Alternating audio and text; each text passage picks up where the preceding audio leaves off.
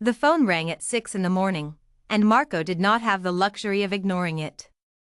He had been lying on a mattress on the floor of a one-room apartment in South Philadelphia, staring at a water stain on the ceiling that had been there since October and had not once changed shape, no matter how long he looked at it. The sheets smelled like old grease and fabric softener. His shoes were still on. His wallet was in his jacket pocket, and his jacket was on the floor next to the mattress because there was no chair, no hook on the wall, nowhere else to put anything in a room that had gradually emptied itself of everything a person normally surrounds himself with. The phone rang again. He picked it up without looking at the number because he already knew who it would be. His cousin Danny had only one volume, which was loud, and only one mode when calling before sunrise, which was emergency. But this time the voice that came through the phone was not Danny. It was someone Marco had never heard before, a man with a flat, careful way of speaking, like each word had been placed on a scale and weighed before it left his mouth. The man said there was a job. A private dinner. Saturday night. A kitchen in a house in Cheltenham, just outside the city. The pay was $2,000 in cash, up front, half delivered that afternoon and half at the end of the evening. All Marco had to do was show up, cook, clean up, and leave without speaking to any of the guests. No photographs. No lingering. No questions about anything. Marco was 39 years old and 7 months behind on everything that mattered financially. The electricity had been cut the previous Tuesday. He had been cooking on a single gas burner connected to a small propane tank he bought from a hardware store on Lehigh Avenue. His refrigerator was cold enough to keep leftovers but not cold enough to keep anything raw. His phone had 12% battery because the charger was fraying and took 3 hours to do the work a new one would do in 40 minutes. The landlord had been leaving notes under his door at a frequency that communicated things more clearly than the notes themselves. He said yes before the man finished explaining the address. Marco had been a pastry chef once, in the full sense of the word, the kind with a title and a kitchen brigade and a restaurant that had its name mentioned in a food magazine beside a favorable review. That was 7 years ago, in another life, in another version of himself he could no longer reconstruct clearly. The restaurant had been called the Fourth Course, which was either clever or pretentious depending on who you asked, and it had been his place in the world for 4 years. Not his restaurant, not his name on the legal documents, but his in the way that matters to a person who cooks, which is that the kitchen was where he made the decisions and the decisions shaped what the guests tasted and what they said to each other afterward on the way to their cars. The restaurant closed not because of anything he did or failed to do, but because the owner had made a long series of financial decisions that ended with a federal investigation and a padlocked front door one Wednesday morning in the coldest part of winter. Marco had walked in for his shift and found the lock and the paper notice stapled to the door and had gone home to his real apartment, the one with furniture in every room and electricity paid on time and a kitchen table with actual chairs around it, and had made coffee and sat down and tried to figure out what came next. What came next, it turned out, was a long downhill slope that felt gradual while you were on it and only revealed its true length when you stopped and looked back. He did small catering jobs after the restaurant closed. Weddings in church basements. Retirement parties at American Legion halls. The occasional corporate lunch where he packed sandwiches into paper boxes and hoped nobody noticed the bread was a day old. He was not bad at any of this. He was never bad at cooking. The skill had stayed intact through everything that had disintegrated around it. But the money was inconsistent, and Marco had never been good at managing inconsistent money. He had a deep habit of spending what arrived because he was always convinced that more was on its way, and when it did not come, he was already short. He had rented a catering van from a man he knew for 6 months and then given it up when he could not make the payments. He had rented shared commercial kitchen space for 3 months and then given that up too. Each retreat felt temporary at the time. Each one turned out to be permanent. By the time the phone rang that Saturday morning, he owed 4 months of rent to a landlord named Edgar who had been patient for longer than was reasonable, who had recently escalated from notes to leaving Marco's apartment door unlocked when Marco was out, as a kind of eloquent communication about the state of things. He owed his cousin Danny $300 from a February loan that Danny had never once asked about, which made it worse somehow than if Danny had reminded him every week. He owed the city a quiet and compounding sum in parking tickets that had been accumulating for 8 months. $2,000 would not fix everything, but it would fix enough to matter. He borrowed a van from a man named Oscar who ran a bakery on 2nd Street and was the kind of person who left the keys in the front seat and the gas tank full without making a thing of it. Marco loaded his equipment that afternoon after collecting the first 1,000 in an envelope taped to the back of a mailbox at the intersection the flat-voiced man had described, and drove out to Cheltenham with all the windows down because the van had no air conditioning and the July heat was sitting thick and heavy on the whole city. The house was not what he expected. He had imagined something that announced itself the way wealth announces itself when it is trying to communicate something. A gate and stone pillars and the kind of landscaping that costs more than most people earn in a year and exists to make a point. But the house on the Cheltenham street looked almost ordinary from the front. A wide 2-story colonial with a dark roof and a side entrance and a long driveway curving around to the back. The neighbors were ordinary. The street was ordinary. It was only when he pulled around to the back entrance and a man in a dark jacket opened the door to let him in that Marco understood the house was not ordinary at all. The kitchen was enormous. Not large the way restaurant kitchens were large, which was functional and tight and built purely for production. This was large the way a statement is large. The countertops were white marble with gray veining running in long, unbroken lines across every surface, and they were clearly still perfect, with not a scratch or stain or heat mark anywhere.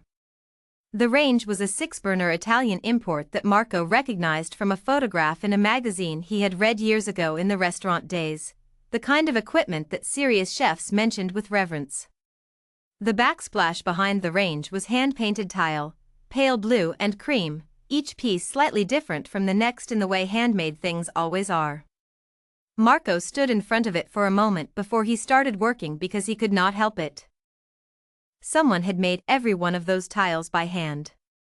Copper pots hung from a rack above the center island, polished to a shine that reflected the light in warm broken shapes across the ceiling and made the whole room feel like it was observing him.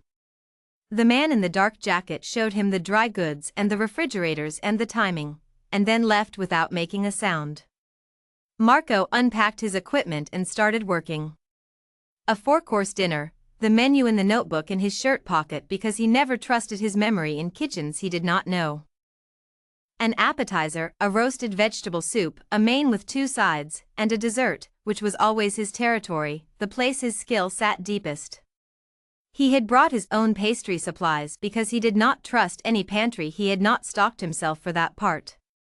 The cooking went well for the first hour and a half. He moved through the kitchen with the ease of someone who had spent his entire adult life doing exactly this, adjusting heat by feel, tasting constantly, talking to himself under his breath in the habit that years alone in kitchens had made inseparable from the work. The room filled with the smell of garlic and fresh herbs and the warm richness of good fat heating in a good pan, and Marco was, for a short while, completely in the place where he was most himself. And then the grease caught. He did not register it immediately. He was at the far end of the counter working on a sauce reduction when the smell in the kitchen shifted. By the time he turned around, the flame under a pan on the back left burner had climbed into the range hood and found something to grip. Not a large fire. Not the catastrophic kind. But the kind that moves faster than you expect and has its own agenda. Marco grabbed the nearest thing, which was a cloth towel, understood immediately that was wrong, dropped it, and moved to the fire extinguisher he had noted when he came in, mounted on the wall beside the refrigerator. He reached it, pulled the pin, discharged it at the base of the flame. The problem was that in the focused urgency of reaching for the bracket, he did not register the small red panel mounted directly beside it on the wall. A hinged cover. A suppression system trigger. His elbow hit it. 4 seconds. A loud mechanical click from the ceiling. Then a deep pressurized hiss.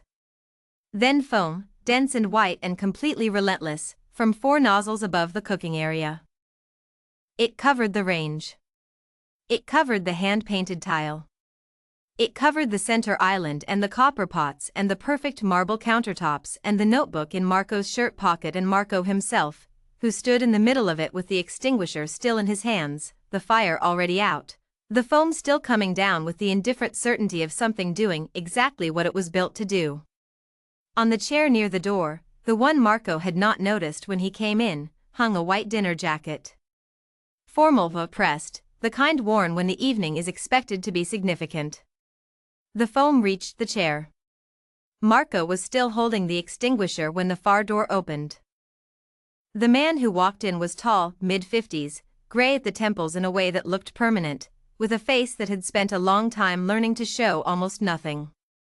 Not because nothing was happening under it, but because showing things had become a choice he made deliberately and rarely. He wore dark trousers and a dark shirt and no jacket, because his jacket was on the chair. He stopped inside the doorway and looked at the kitchen for a long moment.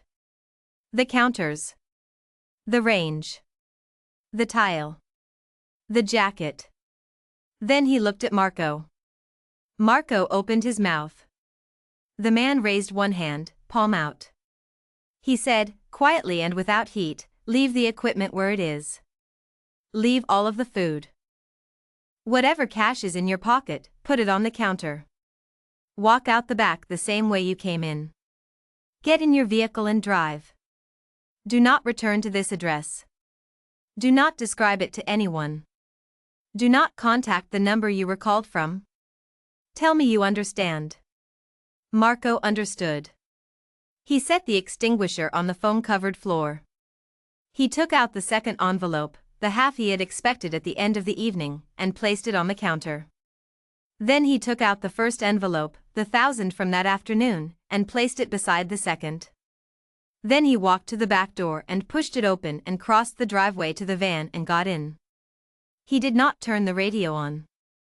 He drove back into the city in complete silence, feeling the foam drying on his hands and his face, his mind moving through everything at once and arriving at nothing.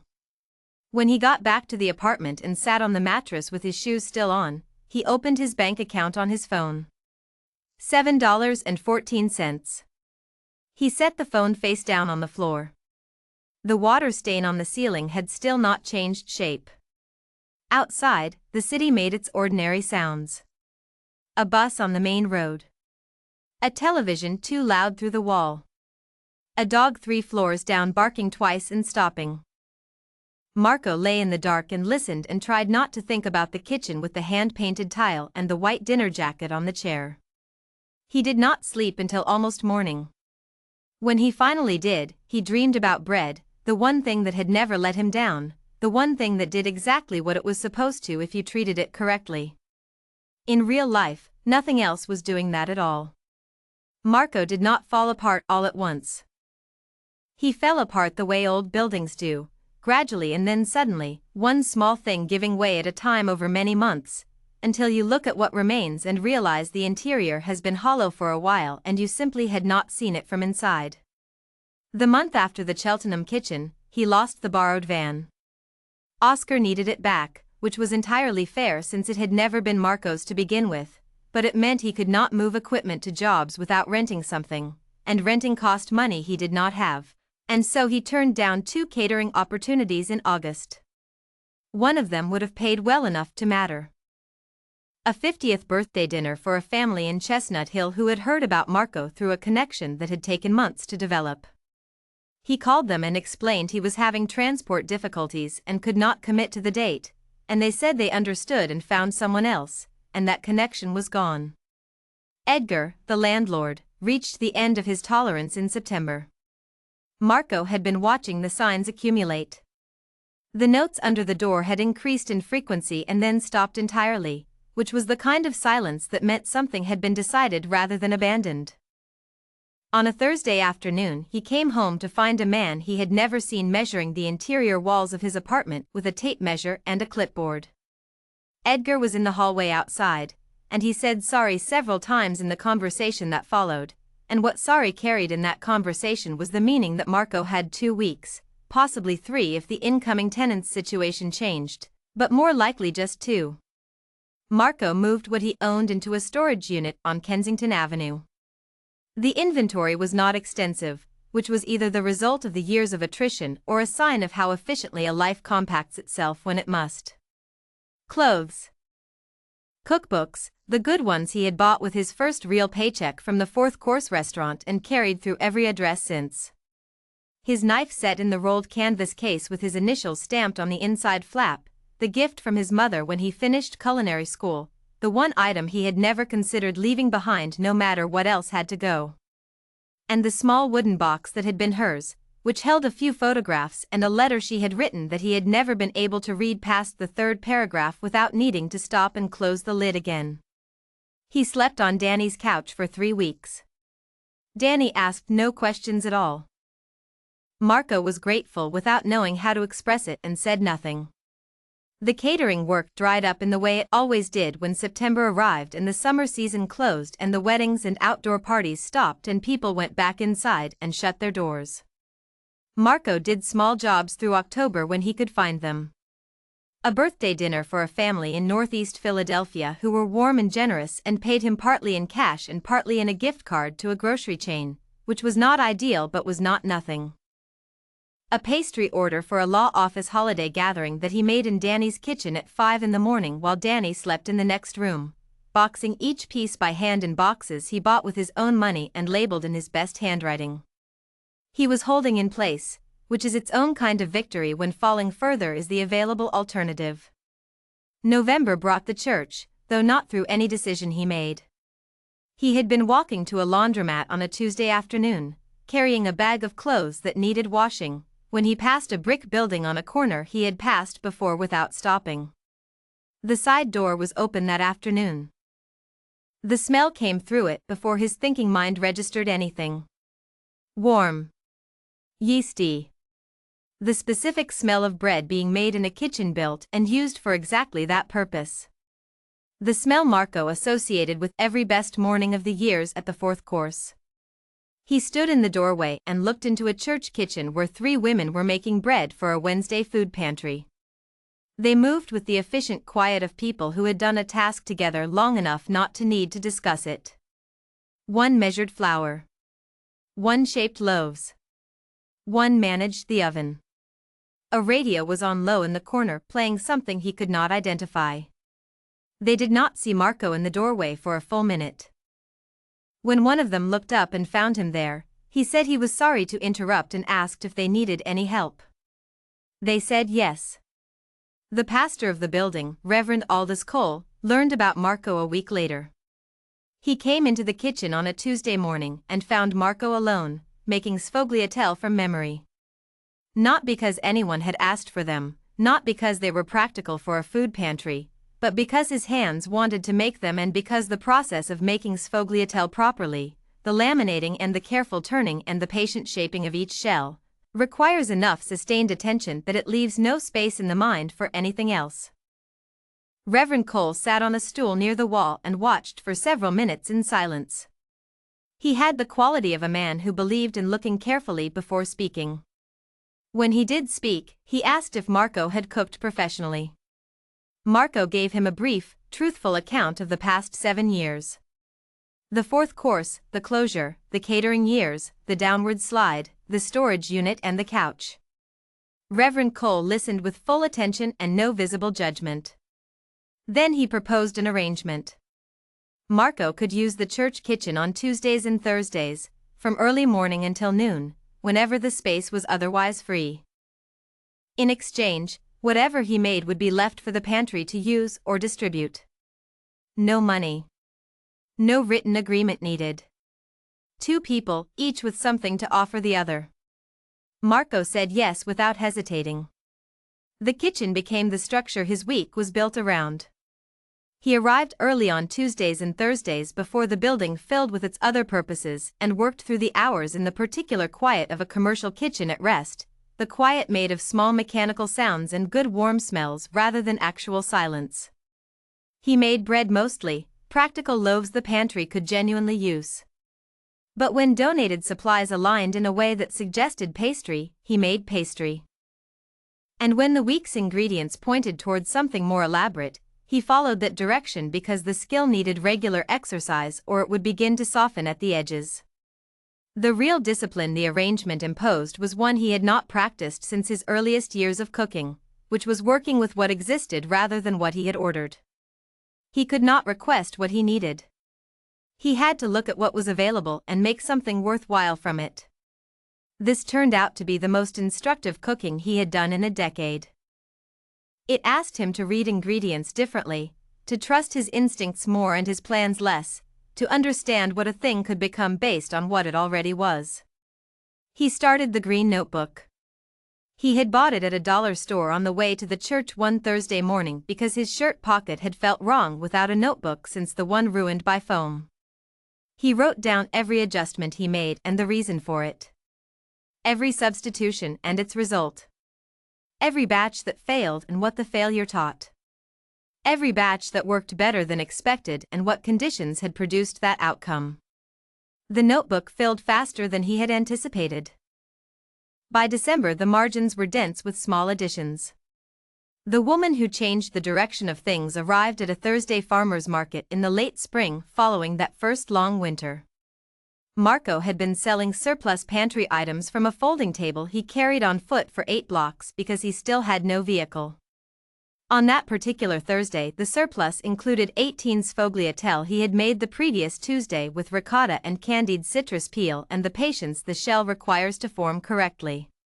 The woman was perhaps 60, wearing a light rain jacket because the morning had been uncertain about its intentions.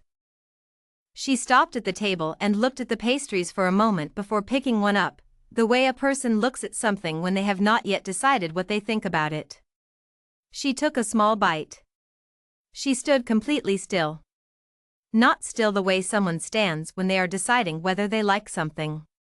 Still the way a person stands when something has arrived in them deeper and faster than they were expecting, when the past and the present have collided somewhere inside them and the body does not know how to move while both things are true at once. Her eyes went bright. A single tear fell onto the front of her rain jacket. Marco asked gently if she was all right. She looked at him directly. She said, "My grandmother made this. Exactly this. The same shape, the same filling, the same smell. I have not tasted this since I was 7 years old." She had not said a recipe like this. She had said this. Marco told her the honest truth. He had invented his version of the recipe in 1997 from a description he had read in a book about Neapolitan street food. He had never been to Naples. He had never met her grandmother. She bought all 18 sfogliatelle and walked away through the market, and Marco stood at the empty table and thought about what it means to make something from a description alone, without a model or original to compare it to, and to have it reach all the way back into someone else's memory of a specific person who was no longer alive. A food writer named Paul Gaffney had been in the same market that morning. He saw the woman's reaction. He stopped at Marco's table after she left, bought a sfogliatelle, ate it while standing there, asked 3 questions, and left. The following Monday he published a short piece saying Marco's pastry was the kind you eat and then spend the rest of the day trying to locate the feeling of, which is the only review that actually matters. The following Thursday, Marco's table had a line. 8 people, then 12, then 19 on a good Thursday in March. He bought a second folding table. He started arriving at the market earlier. The church pantry received more because Marco was making more to have surplus to bring. Reverend Cole left a better brand of coffee in the kitchen on the days Marco used it, without once mentioning why. He moved out of Danny's apartment and into the rented room on Ontario Street. East-facing window. Morning light. 1 lamp, his knives, his books, the wooden box on the shelf. It was enough. It was, he discovered by living it, precisely enough. The scaffolding had been removed and the actual structure was holding. The email from Cheltenham arrived on a Tuesday in late August. Brief. A private dinner. 6 guests. A Saturday in late September. a generous fee and a contact number. And an address in Cheltenham. Marco read the email at the laundromat. Then he opened the Maps application and typed in the address. 2 blocks from the street with the foam-covered kitchen. He sat in the plastic chair for a while looking at the screen. Then he called the number. The man who answered spoke with that flat, measured quality he remembered. Marco said he was available. The word yes came out before the careful part of his brain had finished its objection, and once it was said he did not take it back. He told himself it was the money. Sitting in the laundromat watching the drum turn and the clothes go around, the explanation was almost enough to satisfy him. Marco arrived at the Cheltenham address on a Saturday morning in late September with his equipment in a borrowed hatchback, 20 minutes early, because lying in the dark in the Ontario Street room waiting for the alarm had become less tolerable than simply moving. The street held the particular quiet of a residential Saturday morning, the weight of people still asleep, the day not yet begun. Marco sat in the parked car for a moment and looked at the house through the windshield. Stone and cream stucco. A wide front lawn cut cleanly. A side entrance with a light on beside it, even though the sky was already fully bright. He thought briefly about the last time he had parked outside a Cheltenham address with equipment in the back, and then he stopped thinking about that and got out. He carried his bags to the side entrance and pressed the bell. The person who answered the door was not a flat-voiced man in a dark jacket. It was not anyone he had been mentally preparing himself to meet. It was a girl of perhaps 9 or 10 years old, small and slight, with dark hair pulled back from her face. She wore plain jeans and a gray shirt.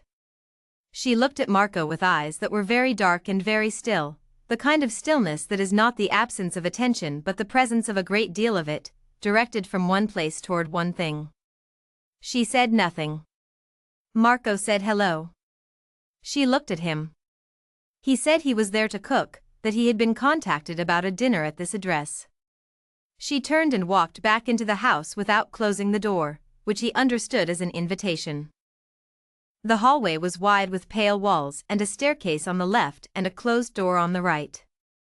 She walked him through it to the kitchen at the back of the house, stopped in the doorway, and stood to one side so he could see the room. It was a good kitchen. Not the extraordinary one from 2 years ago with the imported range and hand-painted tile. But a serious working kitchen, maintained by someone who either cooked with real skill or cared deeply that the cooking was done properly. The counters showed use of the right kind. The gas range had 4 burners with grates that had been regularly used. Someone with knowledge had done the shopping and organized the dry goods in the pantry the way a person organizes things when they respect the kitchen. Marco set his bags on the floor and turned to acknowledge the girl. She was still in the doorway, watching. He waited a moment to see if she would speak or leave. She did neither. He said, "Do you want to watch?" She stepped into the kitchen and took a position at the end of the counter, about 4 feet back from the main prep area. She stood with her hands at her sides and her full attention on him. Marco had cooked in front of people before. This was different. She made no sound, did not fidget, did not ask anything. She was simply there, watching with the specific concentration of someone trying to understand something from the inside rather than from the outside. He decided to talk anyway. Not to her exactly, not in the way of a conversation. Out loud, in the way he had always talked while cooking, narrating the process, because the habit had grown so embedded in the work over years alone that separating them would have changed the work itself. He said why he started with the cold preparations first. Why the butter for the pastry needed to be cold and firm. Why you fold cream into a filling and never stir it, what folding preserves in the structure of the thing, why that difference matters in what the person eating it feels. She said nothing.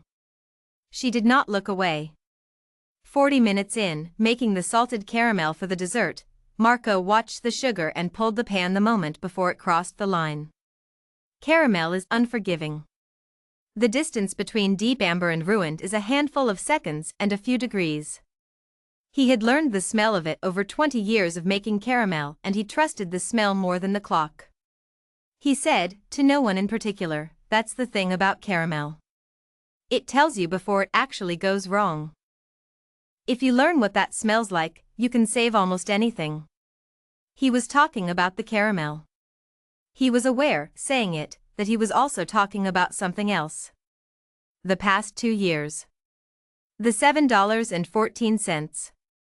The church kitchen and the folding table and the slow, patient climb back from the floor. He said nothing further about either the caramel or the other thing. He glanced at the girl. She was not looking at the pan. She was looking at him. He turned back to the counter and kept working. At 11 in the morning, different footsteps came down the hallway. Marco heard the cadence before the figure appeared in the doorway and was not surprised by who it was. Domenico Voss looked the same as he had 2 years ago in that foam-covered kitchen. Gray at the temples. The face that revealed almost nothing, not because nothing was happening under it but because the choice not to show things had become second nature. The stillness of a man who had long ago discovered that stillness communicates more precisely than movement. He looked at Marco for a moment without speaking. Then his eyes moved to the girl at the far end of the counter, and the thing that crossed his face in that instant was too brief and too layered to read completely. Something between relief and a sustained, ongoing ache. The look of a man who has been worrying about something for a very long time. Domenico said, "The food will be ready on time?" Marco said yes. Domenico said fine and left. Marco stood in the kitchen for a moment after the footsteps faded down the hallway. Then he turned back to the counter. The girl stayed for another hour. At a certain point Marco noticed she had moved. She was no longer at the far end of the counter. She was 2 feet closer, at the edge of the main prep area. Close enough that he could have handed her something without stretching. He did not remark on this. He continued working. When the morning prep was finished and he was cleaning the counter, he ran the cloth from one end of the marble to the other. When he reached the section where she was standing, she did not step back. She moved slightly toward the counter and put her hand flat on the surface, palm down, fingers spread. She held it there for just a moment. Then she lifted her hand. Marco finished wiping the counter. He folded the cloth over the sink edge. He said, without looking directly at her, "I'll be back this evening around 5. She said nothing. She was still in the kitchen when he picked up his bags and walked toward the door. He did not look back, but he was certain she watched him all the way out. The evening service went without incident.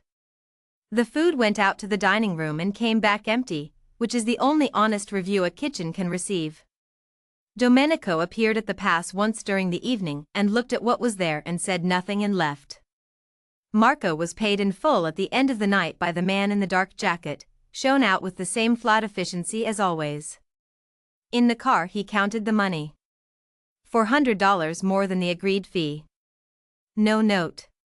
He put the extra $400 in the wooden box on the shelf when he got home. A week later, another email arrived. Same sender. Next Saturday. Marco replied with one word. The bookings continued through October, through November. Every Saturday. Marco arrived at 9, cooked through until noon, came back at 5 for the evening service. The girl was in the kitchen most mornings, sometimes already there when he arrived, sometimes appearing 20 minutes in, always without announcement, always with that same complete, steady attention. He had learned her name from Frances Wickham, who lived 2 doors down from the Voss house and moved through neighborhood information the way a river moves, carrying everything it touches toward wherever it was headed next. Frances had come to her front fence one Saturday while Marco was loading the hatchback and said, with the comfortable ease of someone who considers information to be a common resource, "Elia seems to like you. She follows you around in that kitchen, apparently." That's not nothing for her. Marco asked who Elia was. Frances said, "The Voss girl. The one who stopped speaking 3 years ago when her mother left. Domenico has taken her to every specialist you can think of. She simply doesn't speak anymore. But she follows you around."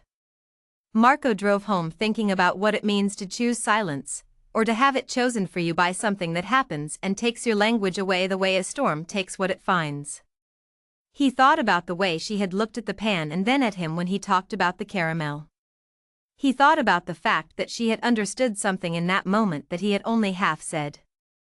The brioche incident was the first time she had touched anything in the kitchen while he was working. 3 weeks after the first Saturday, he had been shaping rolls, the surface tension slightly wrong, too tight at the top. He registered the problem and kept moving because there was too much else to do and the rolls would still be fine, just not perfect. Elia had not kept moving. She appeared beside him and took one of the dough rounds in her hands.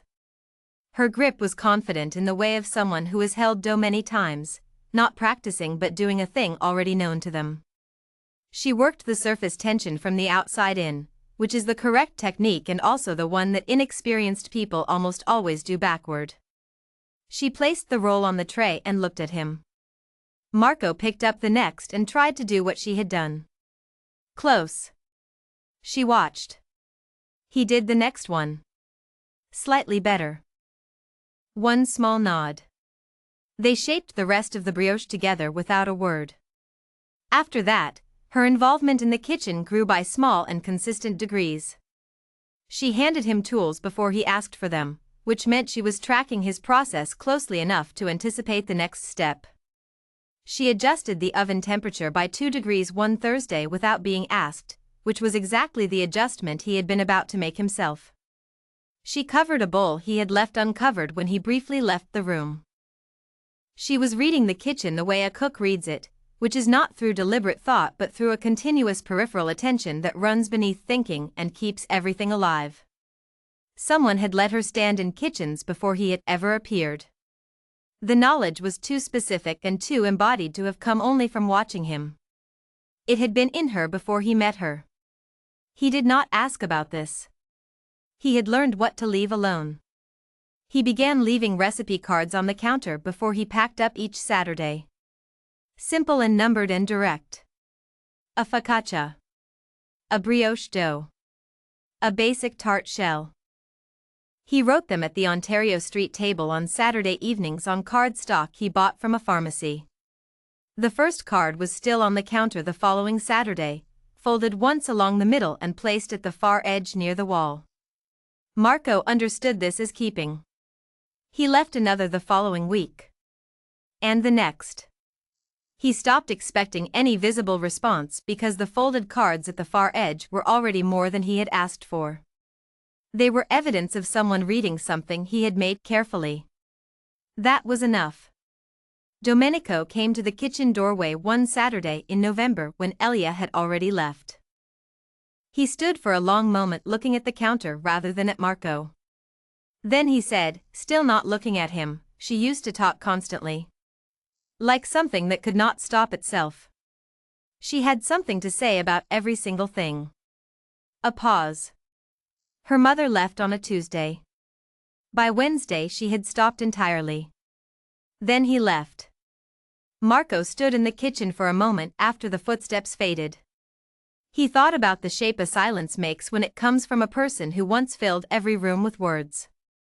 About what it costs a child to carry that much quiet for 3 years. Then he drove home. In the wooden box on the shelf there were 12 folded recipe cards, stacked in the order he had left them.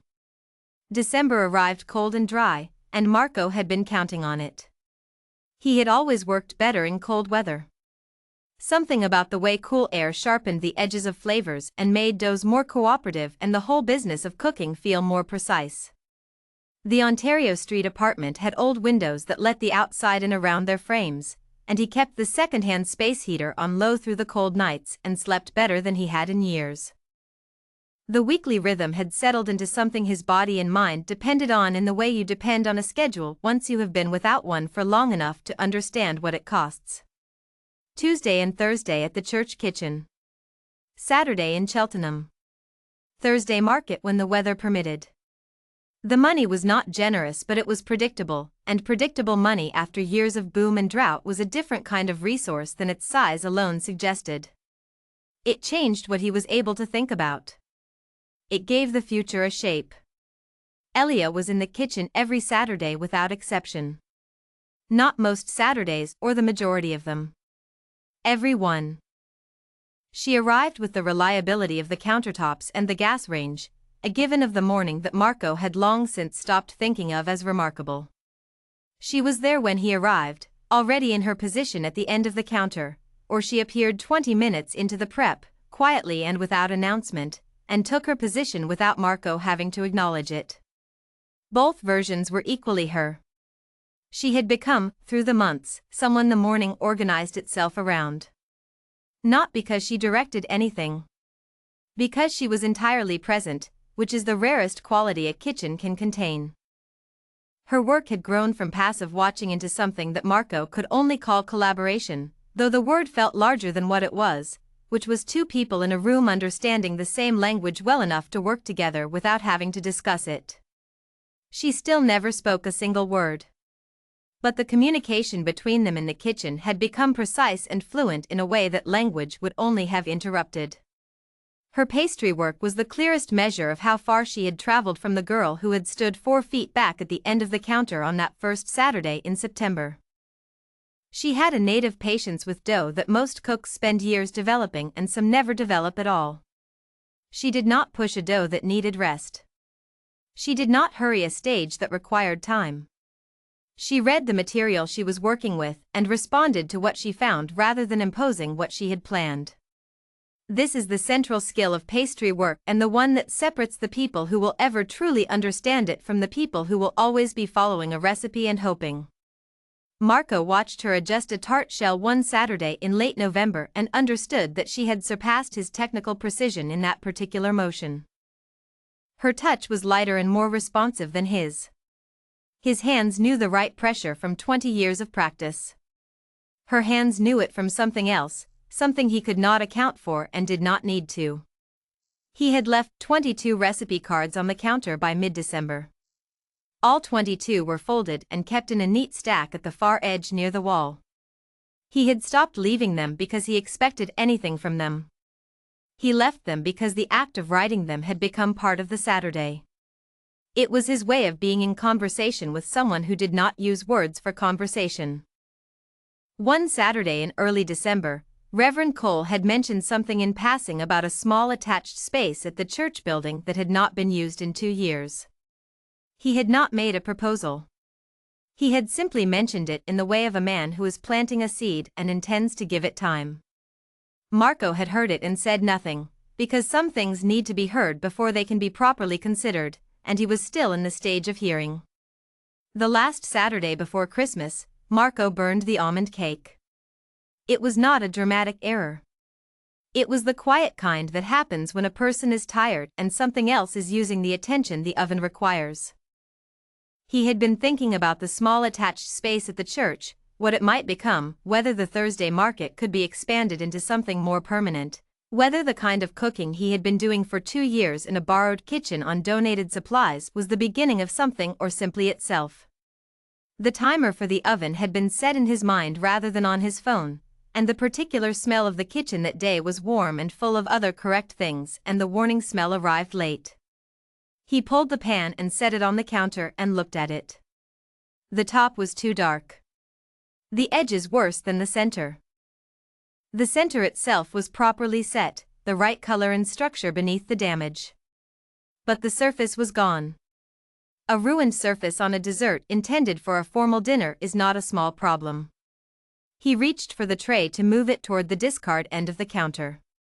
Elia's hand closed around his wrist. Small and certain. Not pulling him back with force. Just there, a specific contact that carried one clear meaning. He stopped. She released his wrist. She moved to stand directly in front of the cake. She looked at it with the full, unhurried attention she brought to every problem in the kitchen, assessing without judgment, reading what was there rather than mourning what was not.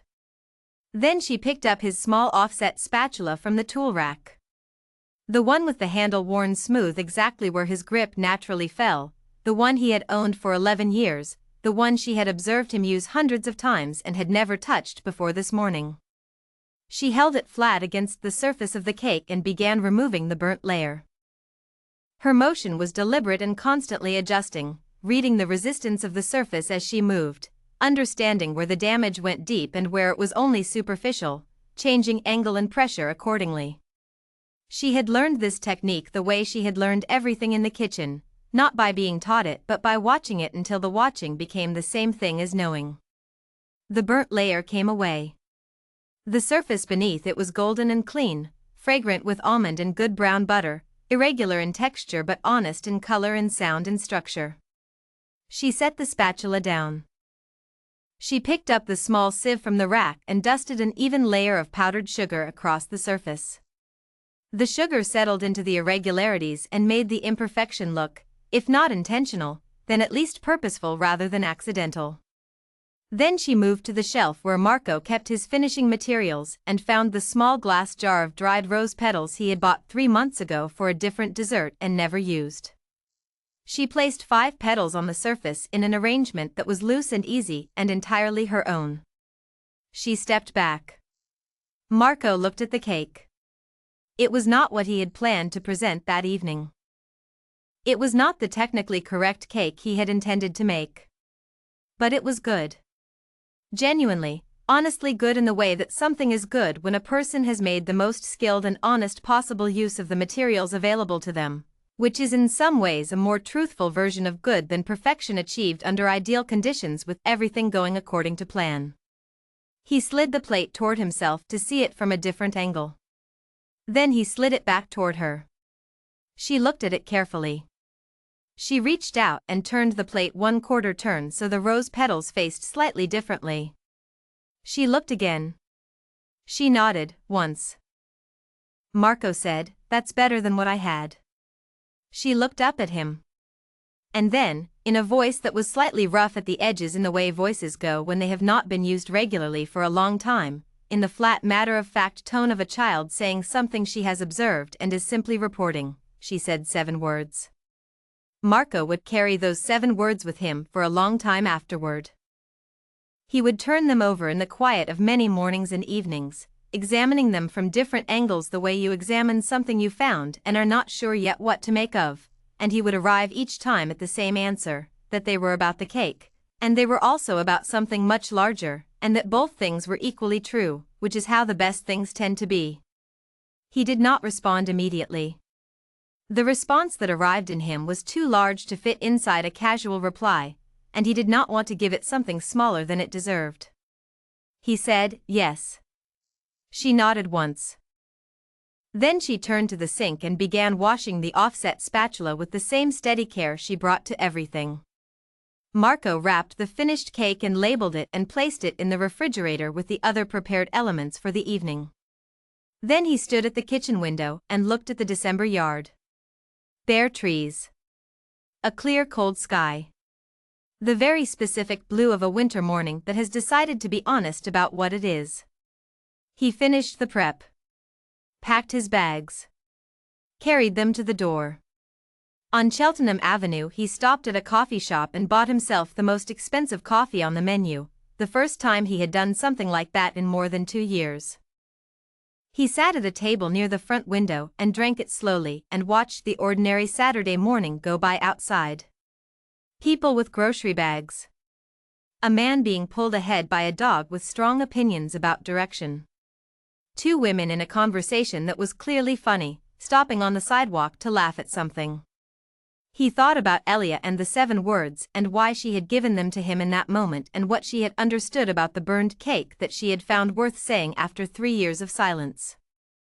And he thought about the answer he kept arriving at, which was that she had recognized something in the situation that she had also lived through, which was the experience of something going wrong that you had tried to get right, and the question of what you do next, whether you discard it or stay with it and make the most possible thing from what remains. She had watched him stay with it for 6 months. In the kitchen and in the larger sense of his life. She had watched him come every Saturday and cook well in a kitchen that was not his own with a skill that had survived everything his circumstances had attempted to take from him, and she had decided that was worth breaking 3 years of silence for. He did not call Danny when he got home. He did not tell Reverend Cole.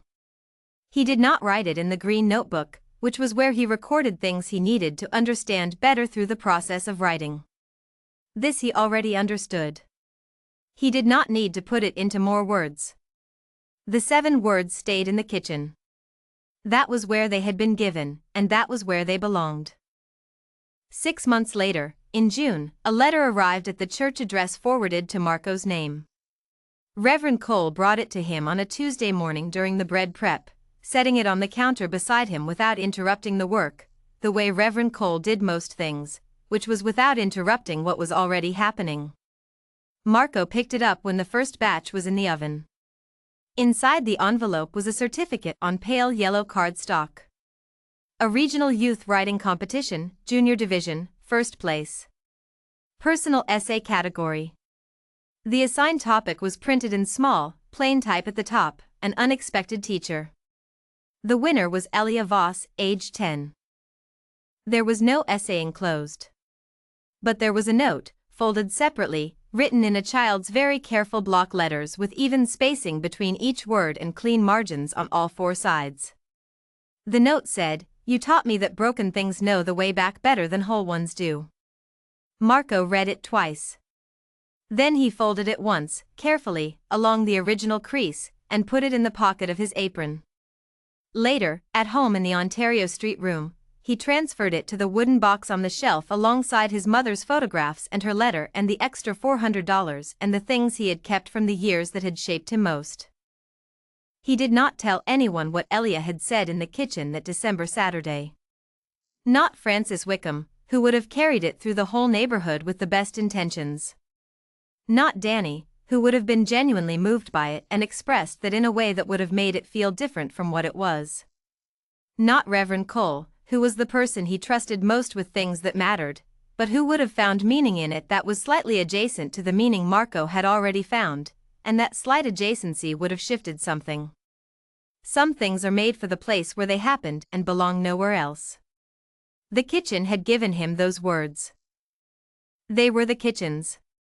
Marco washed his hands after reading the note and went back to the dough that had been waiting on the counter. He pressed it once to feel the resistance, decided it needed another 5 minutes, and covered it again.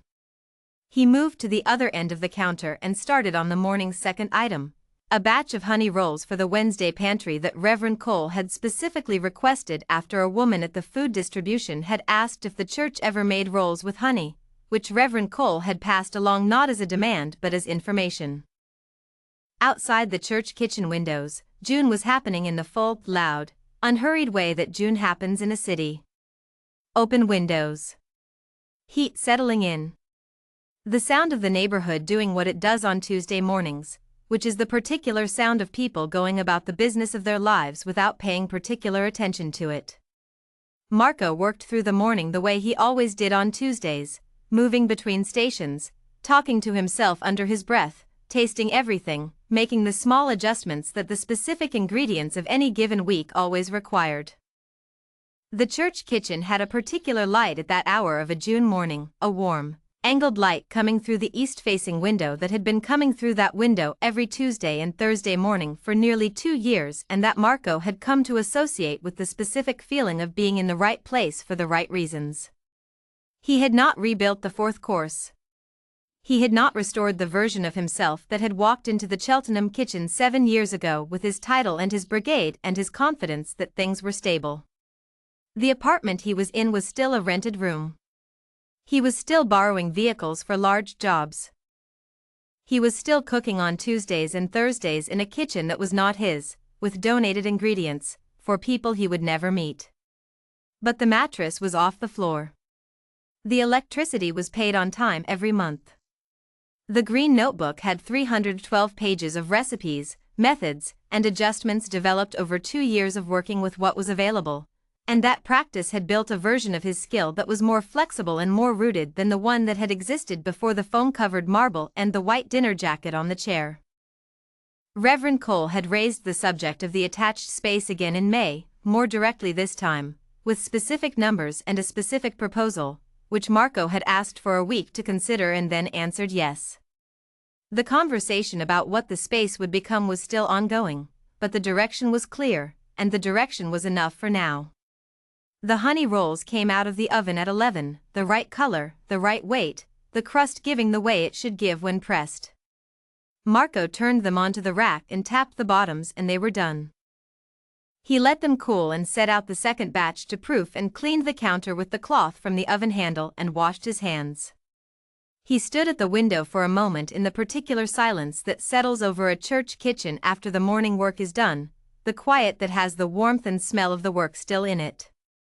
He thought about Elia and what she was likely doing on a Tuesday morning in June, whether she was in school or at home, whether she had kept talking after that December Saturday or whether she had gone quiet again, whether the essay she had written and the award she had won had changed anything about the way she moved through the world.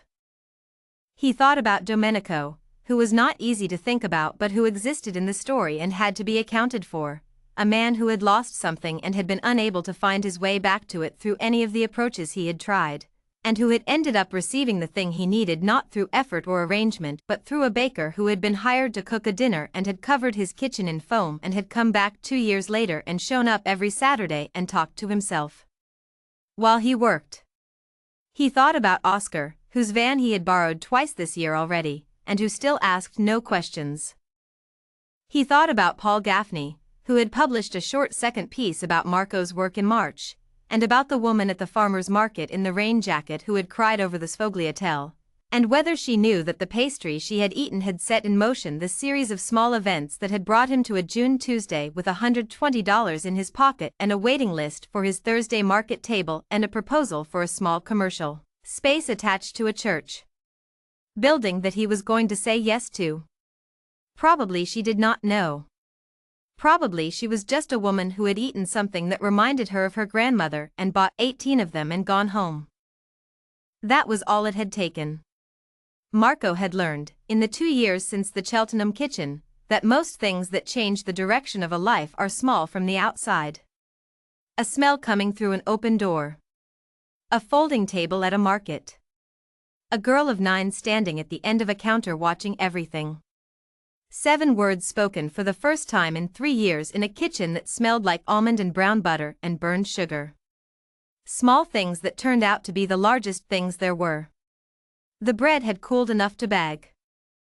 Marco transferred the honey rolls into the bags Reverend Cole kept in the pantry, labeled them with the date and the contents in his small clear handwriting, and placed them in the refrigerator for Wednesday distribution. Then he bagged the loaves from the first batch and labeled those too and stacked them beside the rolls. He washed the baking pans and hung them on the rack. He swept the flour from the counter and floor.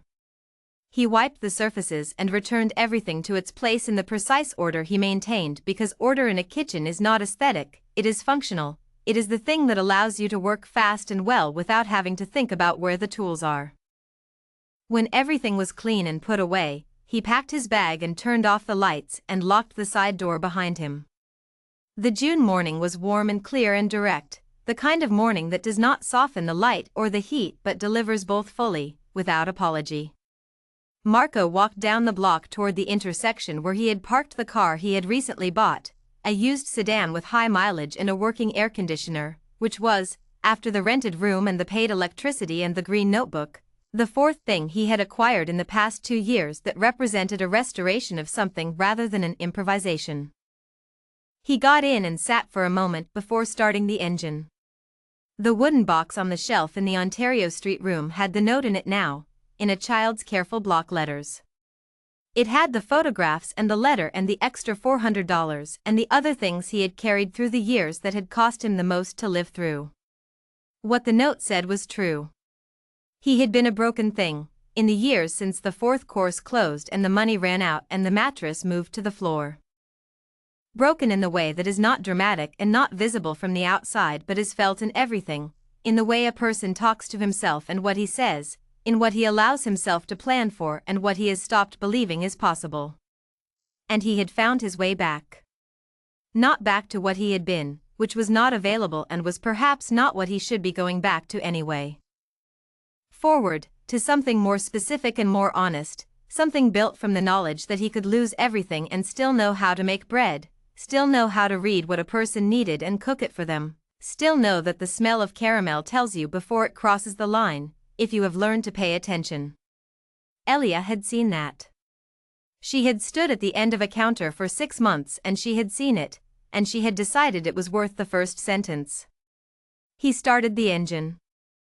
On the way back across the city toward Ontario Street, he stopped at the coffee shop on Cheltenham Avenue, which had become a habit on the Good Tuesdays, and bought himself the best coffee on the menu and drank it in the car with the air conditioning on and the windows up against the June heat, and thought about the small attached space and what it was going to become, and whether Reverend Cole's suggestion about a Sunday morning pastry service was practical or only appealing, and what he was going to make for the Thursday market this week, and whether the honey rolls had been exactly right or whether the hydration could be slightly higher.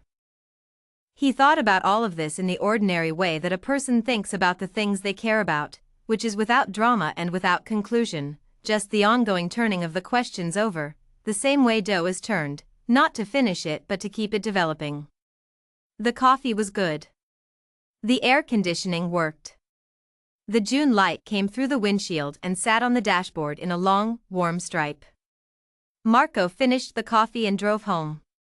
In the wooden box on the shelf, the note waited in its fold. Broken things know the way back better than whole ones do. He had been the broken thing.